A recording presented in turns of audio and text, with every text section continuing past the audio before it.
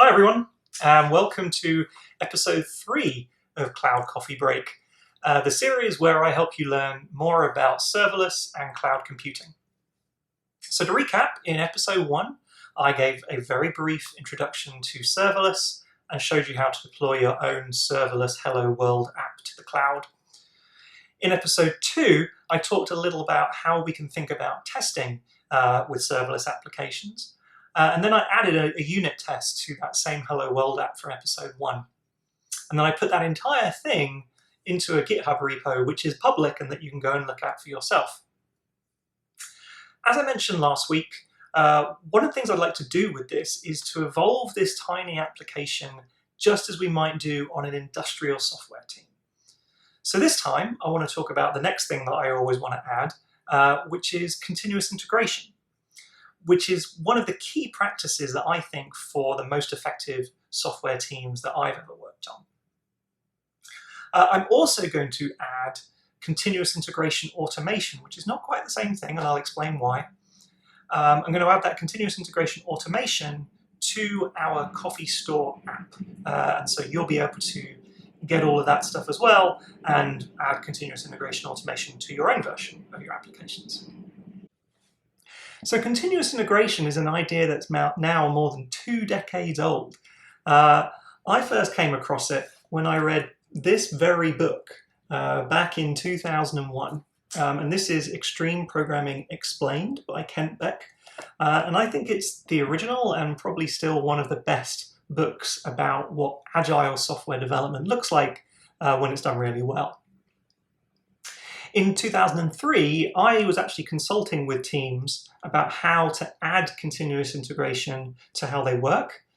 And I also at the time co-led one of the more popular open source continuous integration server projects of the time. It was called cruisecontrol.net. So in other words, it's been 17 years since I've been using this stuff, even more. And so I've been a fan of continuous integration for a long time.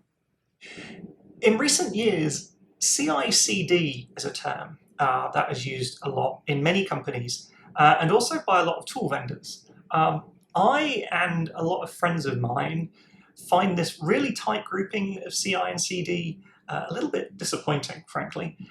CI and CD are actually very different things. And this really tight binding together of them usually means that people are missing out on what makes CI and CD different. But why are they different? CI is about how the various individuals on a team work with each other.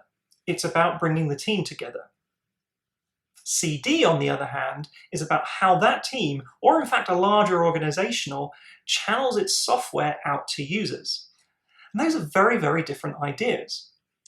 I think the reason that they have become grouped like this into this concept of CI/CD is that they can use the same or similar tooling, but they don't have to. So this week, I'm going to dig in a little bit more into continuous integration. So let's take a look now. So as I mentioned, Extreme Programming Explained was the first place that I saw continuous integration mentioned, and that was published in 2000. Martin Fowler, who worked with Kent Beck at the end of the 90s, wrote about continuous integration a couple of times over the next few years. So here's Martin's version of the definition. He says, continuous integration is a software development practice where members of a team integrate their work frequently. Usually each person integrates at least daily. So this is probably different to a lot of what most of you think CI is. And there's not a mention of a CI server in sight here. CI is about how a team brings all of their individual work together. So if anything, it's more of a branching strategy than it is a particular use of a tool. And it's based upon the idea of merging your own work at least once per day. Typically, on teams that I see, it's much more usual for people to work on a branch for 2 or 3 days, wait for that to be reviewed for a couple more days, and only then to merge to main. Now, this obviously doesn't fit with continuous integration as Martin defines it, even if that team is using a so-called CI server. So why do some teams use an actual continuous integration approach? Well, here are a few reasons. First of all, it makes the act of merging something that we do all the time. Merging can be hard, which means that it's risky because we may accidentally introduce bugs. Merging more frequently makes it easier and less risky.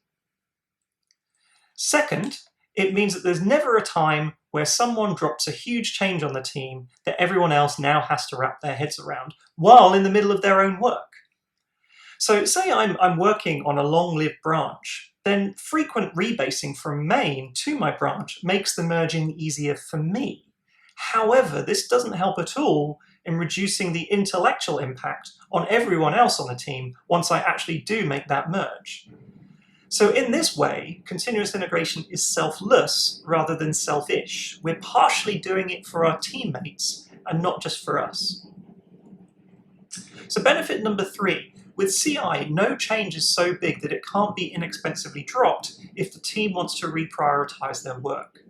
So oftentimes, if a task is estimated as something that's going to be 3 days, then that turns into 2 weeks. And if all the code for that is sitting out on a branch, there's an emotional resistance to dropping that code, even if it's no longer the best thing to be working on. On the other hand, if a task is no longer than a day, then fewer things are going to be dropped in the first place. And even if they are, it doesn't really cost so much in wasted effort, and so we're more likely to be happy to do so. And finally, it's necessary to have continuous integration if you want to be able to take a change and deploy it to production in the same day and make this a typical event and not something that's particularly unusual. This is usual of a continuous deployment approach, which I hope to chat about in a future episode. Okay, so let's get a little more practical and talk about what this all means. So now we know what continuous means, but what about that integration part? Well, there are 2 primary activities involved.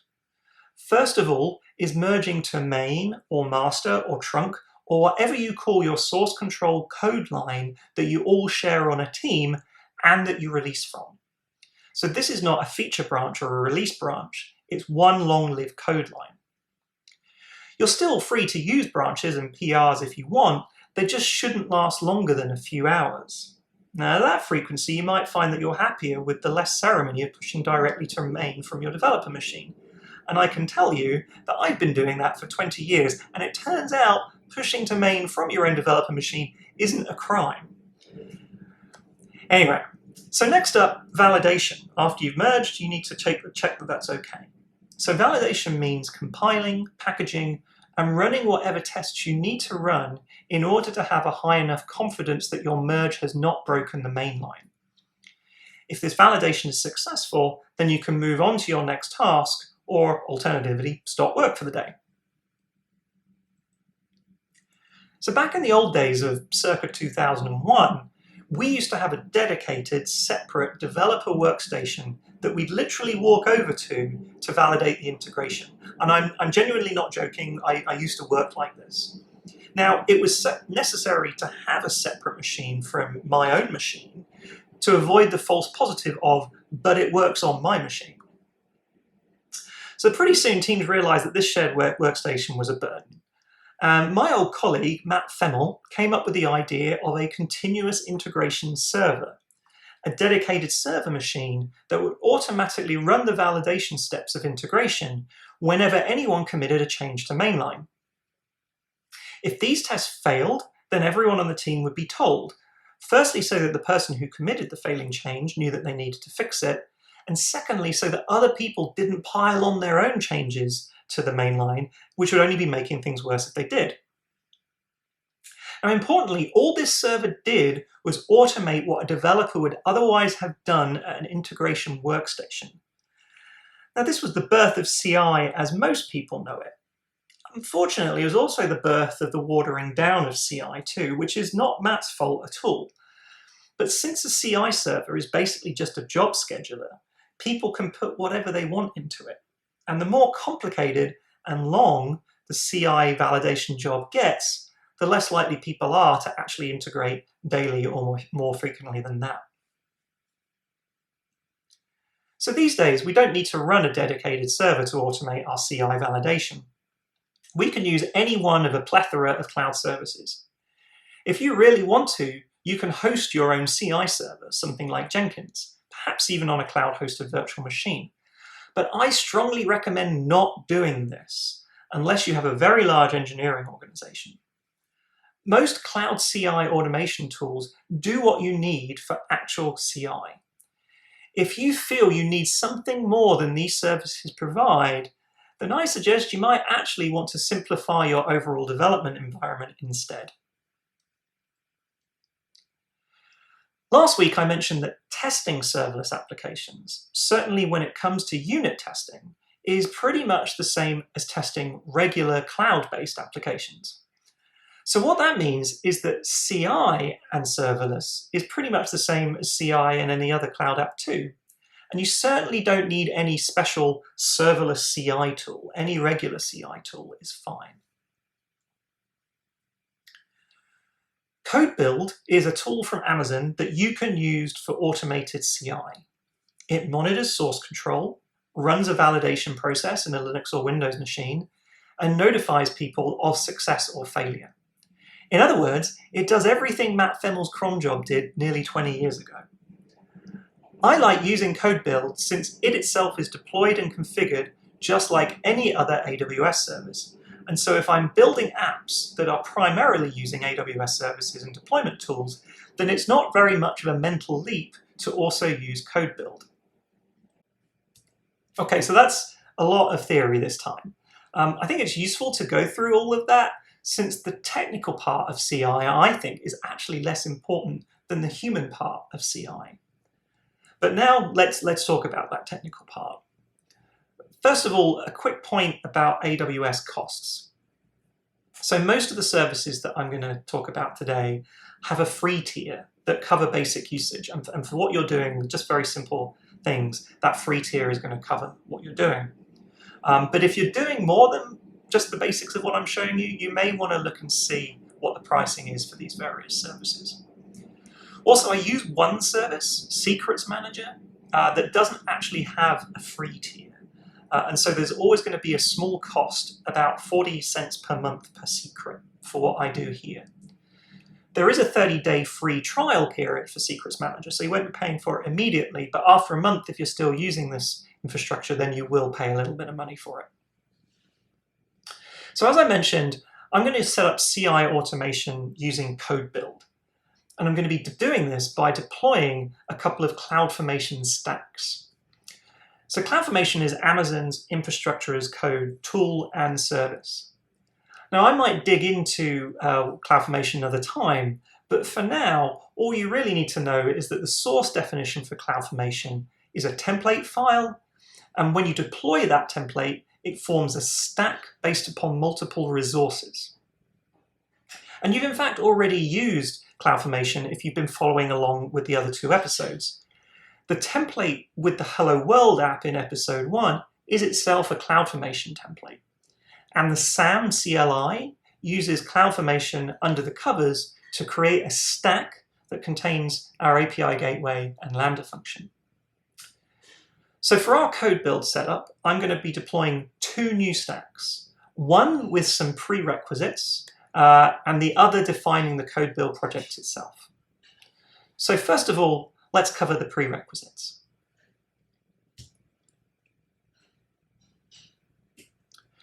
Our prerequisites are some resources that are deployed just once for a whole AWS subaccount. Now, I would normally put the template for these resources into their own repo since they're only getting deployed once per subaccount and not once per project. But I'm going to keep them in the Coffee Store repo now for ease of demonstration. So right now, this template and the stack has two primary resources. One is an S3 bucket for temporary CloudFormation artifacts. Now, we don't actually need that today, but we're going to need that very soon, and it's something I always put in this account-wide resources template. The second resource that we care about in there is a source credential resource that is used by CodeBuild in order to access GitHub. There's a third resource in the template as well, which is securing the secret personal access token that that source credential uses. Now, if you deploy this stack yourself, you'll need to get your own GitHub personal access token.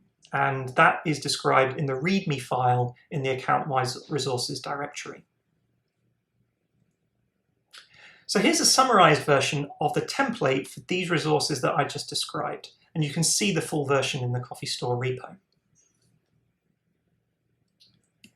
Here's how you deploy this stack. So first of all, make sure to use your own GitHub token.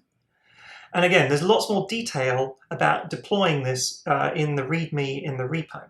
So I'm going to not talk about this anymore and get onto the real matter at hand, which is CodeBuild. So CodeBuild is one of a suite of services from AWS that all start with the name code. Now that can make things a little bit obscure sometimes. AWS are not typically known for their great naming skills on the whole. Some are fine, some are not. So there's a little bit of just getting around this. I might talk about some of these other services at a later time. As I mentioned before, CodeBuild lets us run build scripts, and we can trigger these from source control commits, which makes it great for automating the validation part of continuous integration. And here's how it all fits together. CodeBuild's top-level elements are called projects, and we add configuration to projects for how it should access source code. In our case, that comes from GitHub, using the source credential we set up in the account-wide resources. Also in the project configuration is what environment it should use, and that means things like the virtual machine size and what operating system to use. And finally, in that section that I'm going to talk about today is security. So Amazon, as you probably know by this point, are sticklers for us making sure that we specify what security we want, and they very rarely take any assumptions on that regard. And so we have to define the security that our CodeBuild project has within its project configuration. So the configuration for a project also has a pointer to its build specification, or build spec as we call it. The build spec has its own configuration about what happens in the actual build. So this includes setup, like language runtime, and also the commands to actually run. So this might be as simple as running a build script, or may include many commands. The way I've set up CodeBuild for Coffee Store is to deploy the CodeBuild project configuration using another CloudFormation template. And separately, there's a different file for the build spec. So let's look at each of these next. So here is the CloudFormation template for the CodeBuild project, or at least a summarized version of it. So first of all, we have a parameter, which is the location of where we should get the code that we run as part of CI. Now, if you're going to use this yourself, this is the first thing that you're going to want to change, is update this value to point to your own source repository. Next, we have the CodeBuild project. This corresponds to the project section on the previous slide. If we dig in here, we have our source configuration. So by default, it is using the source credential that we set up in the account-wide artifacts before, which is why that was a prerequisite. And it's also using the location from our parameter. Apart from source, we have the environment. That's our machine size, operating system, etc., as I mentioned before. You can also include things here like environment variables. And then also we have the security. And so if you need your CodeBuild project to do more than just run a build and log, you're going to need to add some more permissions to this area. And finally, we have the build spec line that points to our build spec file. You can, if you want, include the build spec directly in the CloudFormation template, but the benefit of separating it out into a separate file is that you can update the build spec in source control and it automatically gets used on subsequent builds. Whereas if you update this file, that isn't automatically accounted for and you have to manually deploy your CodeBuild project changes. So that's the CodeBuild project definition. Let's look at the build spec next. And for now, this is the entirety of our build spec file. It's not too complicated. So first of all, it tells CodeBuild which language runtime tooling we want available. For us, that's just the same version of Node that we're using for our Hello World Lambda function. And then it has the commands to run as part of the build. And if either of these commands fail, then the integration fails. And if both pass, then our integration is successful. Now, you can make build specs very complicated, but I strongly recommend that you keep most of the build logic in a script that both the CodeBuild can use and that you can run from a developer workstation.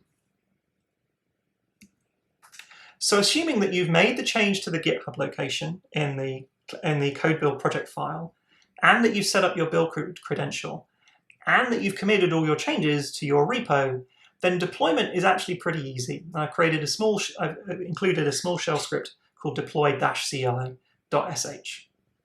Once deployment is complete, you should be able to find your project in the CodeBuild web console. There won't be any builds yet, but you can trigger one manually through the web console itself. Now, if you click through to your project and click the Start Build button and use the defaults, that will start the build going. And once it's complete, you should be able to see a successful build for your project. Now, if you click through into that build run, you'll be able to see the build log, including here our successful test suite. Okay, now let's test that the source control trigger is working correctly. If you commit and push a change to your own GitHub repo, then this should very, very quickly trigger a build within CodeBuild. And once that build is complete, you should see the new successful build in the CodeBuild web console, along with, here you can see it, the source version that triggered that particular build. And if you can see something like this, then congratulations, you've successfully set up automation for CI validation. So that's pretty much it for today. So what I covered was continuous integration, what it really means and why CI/CD isn't really a thing. And then I also talked about if you want to have CI and you want to automate CI, how you can do that on AWS using CodeBuild. If you want to see more of these videos in future, the best way to keep up to date is to subscribe on YouTube, which you can do right here. And as usual, there are a bunch of resources for this talk, as well as obviously the source code repo. I include the slides, and you can find them at this URL. If you have any questions or any requests or comments for future episodes, then please do drop me a line. It'd be great to hear from you. So thank you very much, and I'll see you next time.